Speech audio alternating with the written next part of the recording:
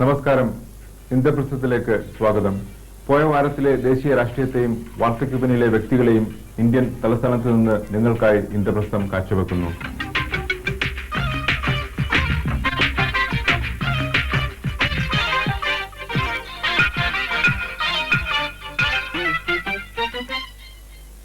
BJP. സർക്കാരിന്റെ രാഷ്ട്രീയ സംഭാവനയായ രഹസ്യകാര്യ പരിപാടി എന്ന പ്രതിഭാസത്തെയാണ് ഇക്കുറി ഇന്ദ്രപ്രസ്ഥം ചർച്ച ചെയ്യുന്നത്.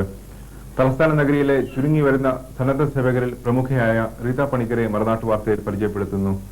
യൂട്ടന്റെ ഡൽഹി ദർശനത്തിൽ ബി.ജെ.പിക്ക് ഒരു പുതിയ പ്രതിച്ഛായ സൃഷ്ടിച്ച് ഭരണപഥത്തിലെത്തിച്ച യുവതുർക്കിയും രാഷ്ട്രീയ പണ്ഡിതനുമായ ജനറൽ സെക്രട്ടറി ഗോവിന്ദാചാര്യയാണ് ഇന്നത്തെ അതിഥി. ആദ്യം സംവാദത്തിലേക്ക്. രഹസ്യകാര്യ പരിപാടി, ഹിഡൻ അജണ്ട.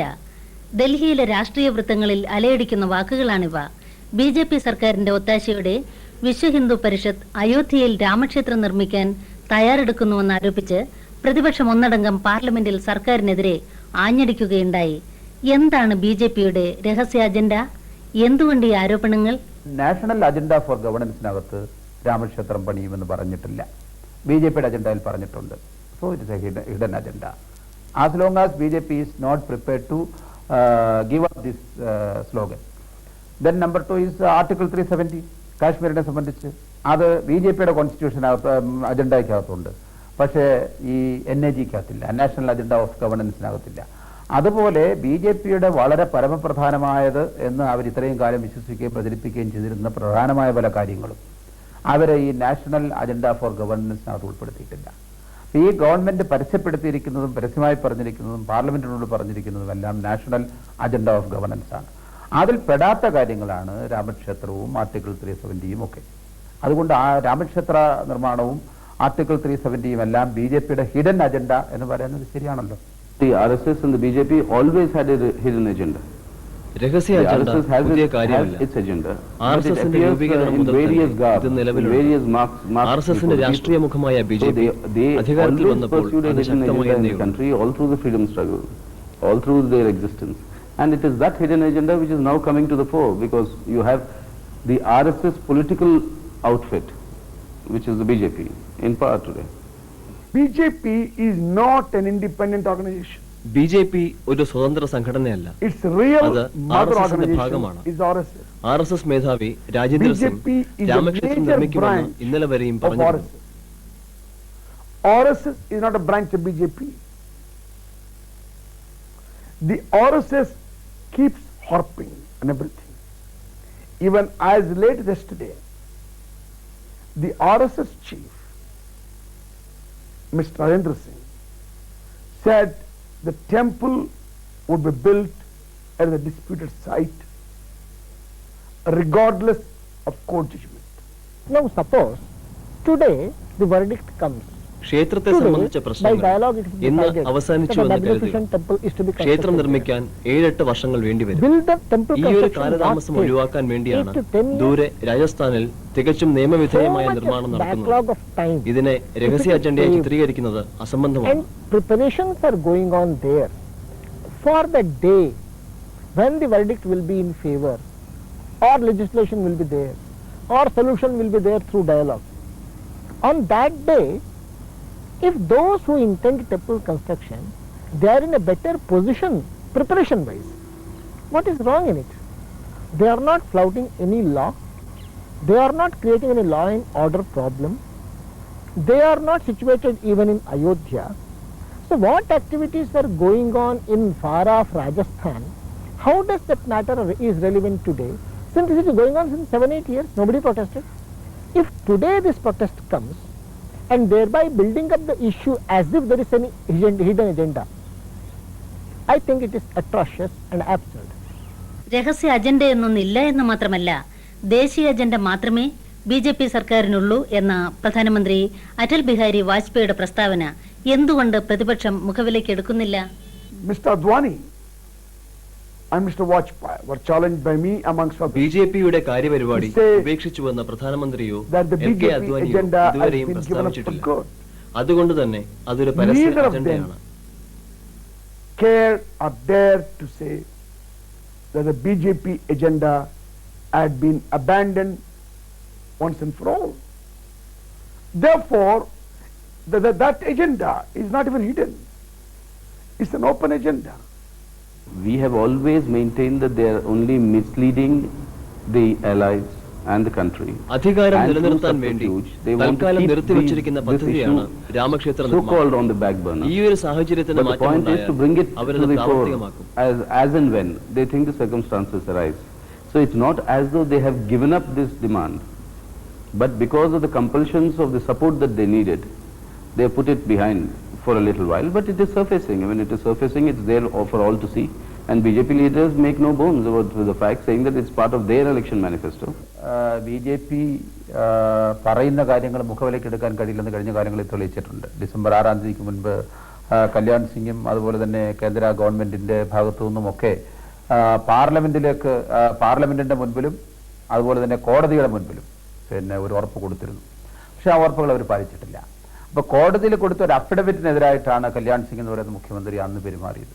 കല്യാൺ സിംഗ് ആയിരുന്നാലും BJPയുടെ ടോപ്പ് ലീഡേഴ്സ് ആയിരുന്നാലും അവർ കോടതികളിൽ കൊടുക്കുന്ന അഫിഡവിറ്റുകൾ പോലും പാലിക്കില്ല എന്നുള്ളതാണ് കഴിഞ്ഞ കാലങ്ങളിലെ അനുഭവം. ഇന്നിപ്പോൾ രാമക്ഷേത്രം പണിയാൻ വേണ്ടിയുള്ള വൻ ഒരുക്കങ്ങൾ ഈ ഡിസ്പ്യൂട്ടഡ് സൈറ്റിൽ നിന്ന് 2 കിലോമീറ്റർ ദൂരം നടന്നുകൊണ്ടിരിക്കുകയാണ്. ഞങ്ങൾ പാർലമെന്റിൽ ആവശ്യപ്പെട്ടു ഈ ക്ഷേത്രം എങ്ങോട്ട് കൊണ്ടുപോകാനാണ്, ഈ ക്ഷേത്രം എവിടെ കൊണ്ടുവെക്കാനാണ്, ഇത് എവിടെയെങ്കിലും വെക്കാനൊരു സ്ഥലം വേണമല്ലോ, പണിയുന്ന ആളുകൾക്കൊരു ഉദ്ദേശം ഉണ്ടാവണമല്ലോ. അതുകൊണ്ട് അവർ വ്യക്തമാക്കണം ഈ ക്ഷേത്രം എവിടെ സ്ഥാപിക്കാനാണ് എന്നവർ പറയണം. അതുകൊണ്ട് ഞങ്ങൾ ഡിസ്പ്യൂട്ടഡ് സൈറ്റിൽ വെക്കില്ല, കോടതി ഉത്തരവ് കിട്ടിയാലേ വെക്കുള്ളൂ എന്ന് പറഞ്ഞാൽ കോടതി ഉത്തരവിനെ മുൻകൂട്ടി കണ്ടുകൊണ്ട് ഒരു ക്ഷേത്രം പണിയിലേക്ക് പോകാൻ അവർക്ക് സാധ്യമല്ല. രക്തച്ചൊരിച്ചിലുകൾ ഉണ്ടാകുന്ന ഒരു സാഹചര്യം ഇന്ത്യയിലെ സെക്കുലർ സങ്കല്പങ്ങളെ മുഴുവൻ തകർത്തയൊരു സംഭവമാണ് ബാബരി മസ്ജിദിന്റെ തകർച്ച.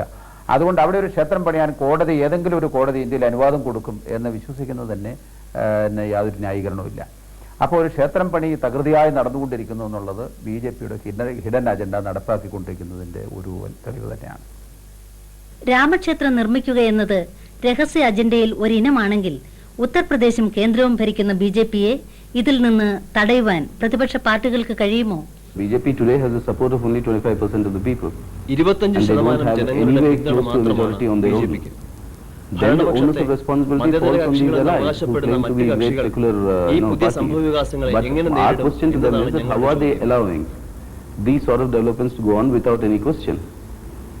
And therefore the situation in which this minority government is there, I think that gives adequate protection to safeguard India's secular edifice. അനുഭവത്തിൽ നിന്ന് കോൺഗ്രസും അതുപോലെ തന്നെ മതേതര കക്ഷികളും ഒരുപാട് പാഠങ്ങൾ പഠിച്ചിട്ടുണ്ട്. അപ്പോൾ ഞങ്ങളൊക്കെ പ്രതീക്ഷിക്കുന്നത് ഇപ്രാവശ്യം എന്ത് വില കൊടുത്തും ഈ BJPയുടെയും സംഘപരിവാറിന്റെയും രാഷ്ട്രീയ നീക്കങ്ങളെ തടയണമെന്ന് തന്നെയാണ്.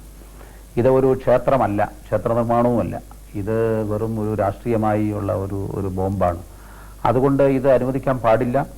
അത് ഇന്ത്യയിലെ സാമുദായിക സൗഹാർദ്ദം തകർക്കും എന്ന വിശ്വാസത്തിൽ കോൺഗ്രസ് ഉൾപ്പെടെയുള്ള പ്രതിപക്ഷ രാഷ്ട്രീയ പാർട്ടികളുടെ വലിയൊരു പൊളിറ്റിക്കൽ ക്യാമ്പയിൻ വരും ഈ പാർലമെന്റ് സമ്മേളനം കഴിഞ്ഞാൽ. അതാണ് ഞങ്ങൾ ആലോചിക്കുന്നത്.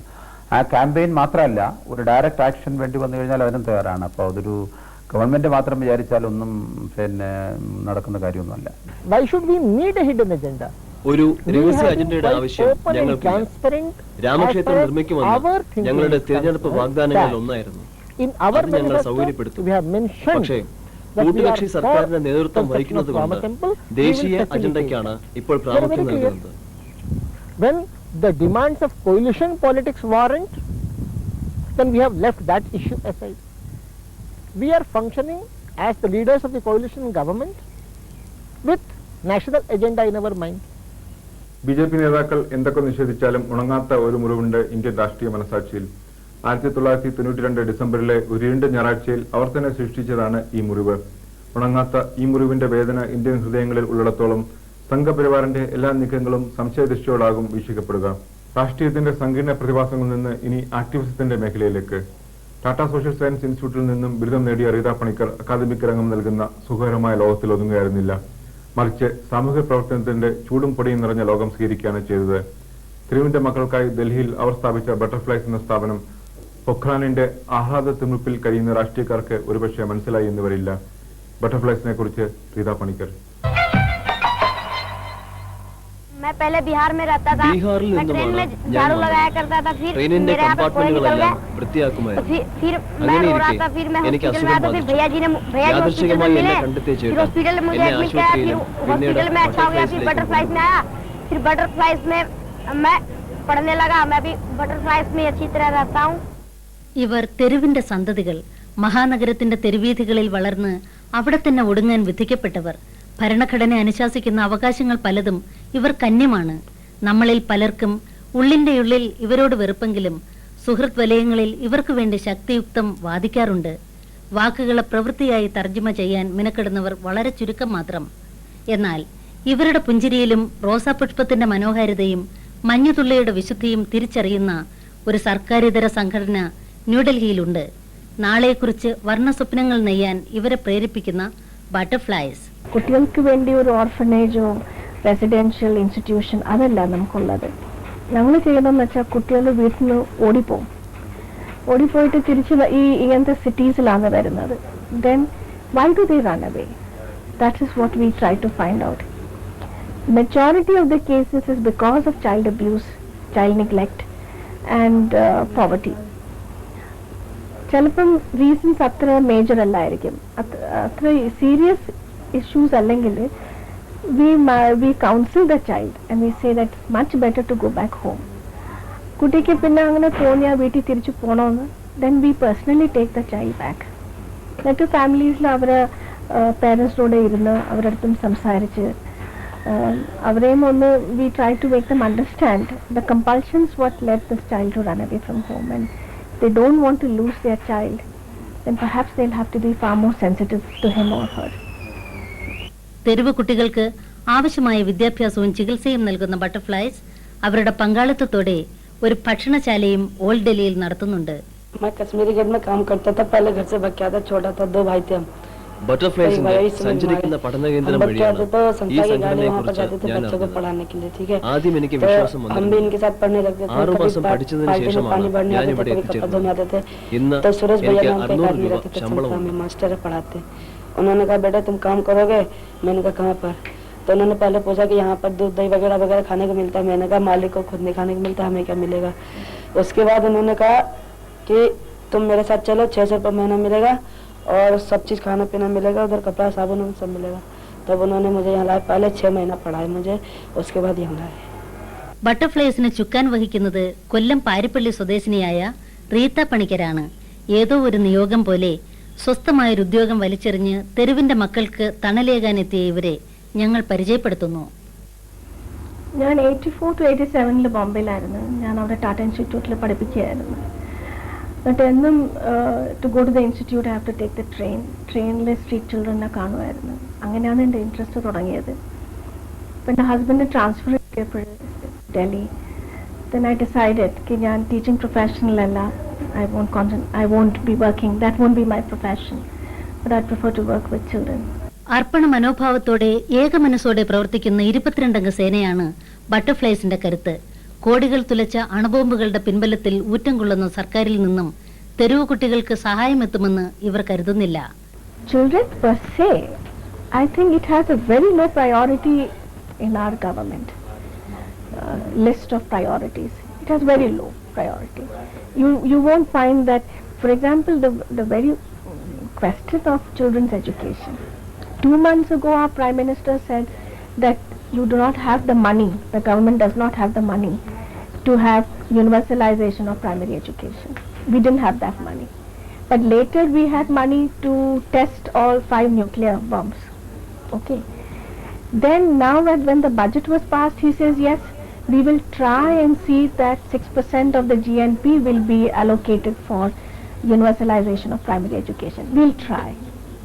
See, it just shows that, when it comes to children, the priorities are not there. സന്നദ്ധ സംഘടനകളെ വിലക്കെടുക്കുന്ന പടിഞ്ഞാറൻ ശക്തികൾക്കെതിരെ റീത്ത പണിക്കരും സംഘവും സദാ ജാഗ്രത പുലർത്തുന്നു. I won't say all NGOs, but I would say a good number of them. The agenda is not set in India. The agenda is set somewhere else. And a good number of NGOs fall a victim to it. Because if you look at it today, the government of India has withdrawn from the social sector. And you find a lot of bilateral agencies giving money to the various ministries.